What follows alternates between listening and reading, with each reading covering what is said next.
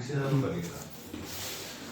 साहब, मैं जासूद दिखा हमारी चल सकता है ऐसे फिर गुलाबी पर आप सभी का स्वागत। हमेशा की तरह नो रीडिंग नो कटिंग, सिर्फ उसी जगह से जाके खबर। आज हम मौजूद अंधेरी विधानसभा के दीननगर एरिया। यहाँ पर आज जैन परब साहब की जयंती मनाई जा रही है। जैन परब साहब की अगर हम बात करें तो जब वो शिवसेना में आए तब अंधेरी विधानसभा में खासतौर पर कांग्रेस का बोलबाला था। नगर सेवक उनके थे, एमएलए उनके थे, यहाँ तक के एमपी उन्हीं के थे। उसके बावजूद उन्होंने संघर्ष किया और शिवसेना को जीत दिलाई, काफी हद तक के सफल किया। आज उनकी जयंती पर हमारे साथ में बात करने के लिए प्रसाद आर्यन जी है। क्या कहना चाहूंगे आज परब साहब की जयंती के मौके पर, किस प्रकार से आप उनको याद करते हो और किस प्रकार से उनके नक्शे कदम में चलने की कोशिश करते हो? जयवंत परब साहब जो है, उन्होंने अंधेरी पश्चिम विधानसभा क्षेत्र में डीएन नगर क्षेत्र में करीबन 25-30 साल राज किया। उनके यहाँ से नगर सेवक तय होते थे, उनके यहाँ से नगर सेवक बनते थे। उनकी छत्र छाया में, उनके मार्गदर्शन में सारे नगर सेवकों का चयन तथा उनकी जीत होती थी। इस तरह का उनका मुकाम था। फिर 2000 करीबन 14 से लेके उन्होंने एमएलए की भी इलेक्शन लड़ी। मोदी वेव के कारण जीत नहीं पाए, पर उनका जो दबदबा था वो एक पितृतुल्य व्यक्तिमत्व थे, सबको मार्गदर्शन करते थे। तो उसके चलते उनके मार्गदर्शन में जितनी भी हमारी जनरेशन है, फिर वो चाहे शिवसेना की हो या भारतीय जनता पक्ष की हो, उनके मार्गदर्शन पे ही आज पिछले 25-30 साल से चलते आ रही है। उनसे आप लोगों खासतौर पर शिवसैनिकों ने क्या सीखा? संघर्ष कैसा करना चाहिए और संघर्ष पे काबू कैसा पाना चाहिए, जीत कैसे हासिल करनी चाहिए, ये उनसे सीखना है। जिंदगी कैसे जीनी चाहिए और हर लड़ाई चाहे कितनी कठिन हो उसमें अपना विजय कैसे प्राप्त करना चाहिए, ये उन्होंने हमें सिखाया। उन्होंने आपको सिखाया। और उनकी कमी कितनी महसूस होती है? उनकी कमी बहुत महसूस होती है, क्योंकि एक मार्गदर्शक के तौर पे वो रहा करते थे।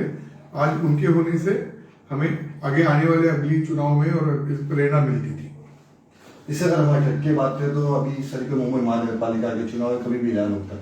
अंधेरी विधानसभा में खासतौर पर बात करें तो शिवसेना की स्थिति कैसी है? अभी तो बहुत अच्छी है।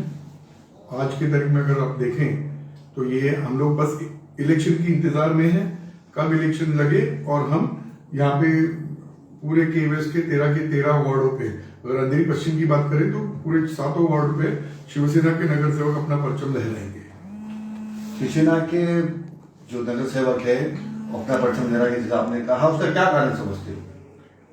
आप अगर आज देखें पिछले 3 साल से लगातार जिस तरह से लोगों की सेवा यहाँ पे हो रही है, वो ना कोई नगर सेवक मैच कर पाया है, ना यहाँ का कोई विधायक या कोई इस लेवल की एनर्जी को मैच कर पाया है। जो काम लोगों के, हमारे हाथ में सत्ता ना होते हुए भी बहुत सारी चीजें ऐसी, जैसे बेटी पढ़ाओ बेटी पढ़ाओ बेटी बचाओ, ये उसका म्यूरल यहाँ पे हुआ है, जो मुख्यतः है गिलबर्ट हिल की डेवलपमेंट में जो हाथ बटाया है। बहुत सारे ऐसे जो हैं जो यहाँ पे फर्स्ट टाइम जो हुए हैं, ये पिछले 3 साल में विकास का 3 साल में विकास का काम बड़ी जोरों से होते आ रहा है। तो पूरी की पूरी 7 सीटें शिवसेना बहुमत से जीतेगी, आपको लगता है अंधेरी विधानसभा में? 100%। तो ये थे प्रसाद अजय साहब का कहना है कि हमने जैन साहब से बहुत प्रेरणा ली और जो अंधेरी विधानसभा की 7 सीटें, 7 सीटें पे हम काजबीज हो गए और पूरी बहुमत की साथ। अगली बार किसका मेयर बनेगा? मेयर तो बाय डिफॉल्ट डेफिनेटली शिवसेना का ही बनेगा। शिवसेना का ही मेयर मुंबई पे बैठेगा। आप देखिए 2024 में आमदार भी अंधेरी पश्चिम में शिवसेना का ही होगा।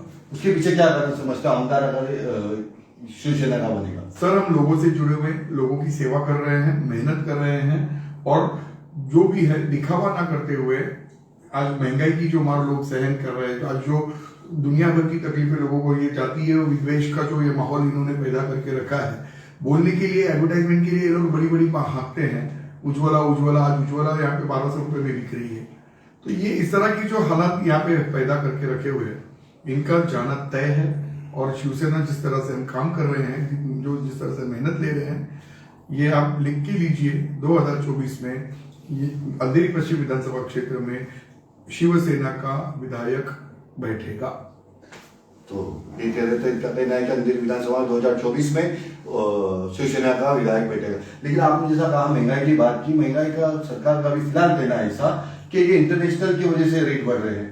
साहब युद्ध वॉर अभी चालू हुआ, 4-6 महीने हुए होंगे, बहुत ज्यादा समय नहीं बीता है, लेकिन महंगाई आप पिछले 5 सालों से देख रहे हैं।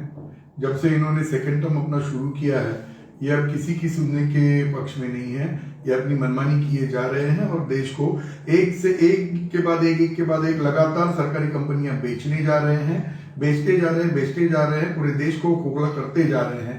ये दिखावा कुछ कर रहे हैं, लेकिन अंदर से अंदर पूरे देश को कुरेदते जा रहे हैं। और अब हम लोग नहीं, अभी भी हम लोग ने अगर मेजर्स लिए तो एक दिन अब हमारा भी हालत श्रीलंका जैसा होके रहेगा। अगर श्रीलंका जैसी हालत नहीं होनी है तो अपने को इस देश को इनके चुंगल से निकालना होगा। आपको क्या लगता है लोकतंत्र से हिसाब से देश अभी चल रहा है? लोकतंत्र कहाँ दिख रहा है? वो मनमानी, आज जुडिशरी से लेके सारी चीजें इनके दम पे, पूरी जितनी यंत्रणा, ईडी हो, इनकम टैक्स हो, ये हो, दुनिया भर की सीबीआई हो, ये सारी यंत्रणा इनके इसके ऊपर चल रही है, ये लोग चला रहे हैं। हमसे बात करने के लिए धन्यवाद। ये थे प्रसाद से इनका कहना है कि जो कुछ भी है लोकतंत्र को बचाने इनके इशारों पर हर कोई काम करा है। हमारे वीडियो माध्यम में धन्यवाद। जय हिंद।